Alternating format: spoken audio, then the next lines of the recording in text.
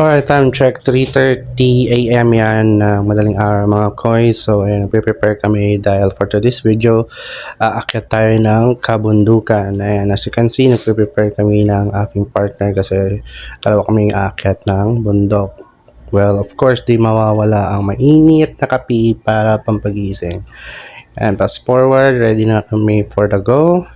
Tara na, samahan niyo kami umakyat ng bundok. Let's go!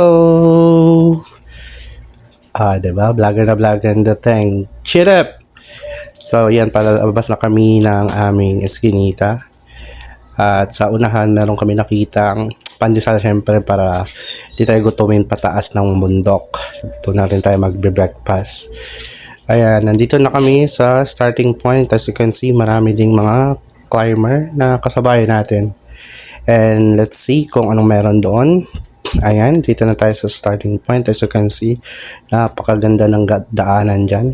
Umpisa pala yan mga koys, diba? May mahiwagang tungkod pa ni Imaw kaming dala-dala dyan, diba? Para sabihin vlogger din tayo, let's go! Ayan, nasa starting point pa rin, nakaunahan lang yan konti mga koys, pero kita nyo naman view, napakataas yan. At hindi pa kami nangangalahati, meron ng pagod na isa dito. Yan, di ba? Nakikita nyo. Yan yung view sa taas mga koys. Mga 1/4 pa lang yan mga koys. Mga madaling araw pa yan kaya madilim.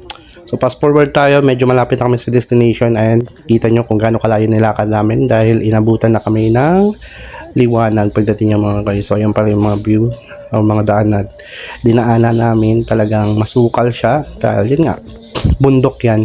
Pero malayo pa talaga yan. At i-fast forward na lang natin dun sa taas na. Ito yung pinaka-peak ng bundok na nakita namin. As you can see, maraming mga climber. Ayan, mga finisher. Ayan, so after namin kumain, syempre, busog na. Babalik tayo dun sa pinaka-starting point ng taas ng bundok kasi doon tayo magpa-picture. Ayan, diba? Di lang kami yan dyan. Kala namin kami lang yung aakyat pero napakadami din pala talaga umakyat dito sa Starbucks yung pangalan ng bundok na yan, di ba? Dami naman nagpe-picture ng mga koys, mga survivor pataas sa bundok. So ngayon papakita ko sa inyo kung anong view ng taas. Ito yan siya, diba?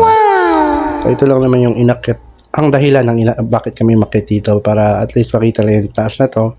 At the same time exercise na rin para last spots kasi medyo umibigat na tayo, diba? Hindi makikita nyo pag umakyat kayo dito sa Starbucks dito yan sa Cebu. And then of course hindi tayo makakauwi kapag hindi tayo bumaba. So ito na naman panibagong challenge na naman, pababa na naman tayo ng kabundukan, diba?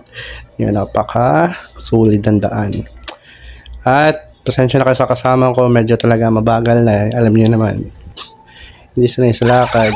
Kaya kikita nyo pagod na pagod, pahinga mode muna. Sobrang pagod niya. Titingnan na lang natin. Ito pala yung mga pictures, papakita sa inyo mga koys, yung mga picture namin. Wow! Hope you enjoy!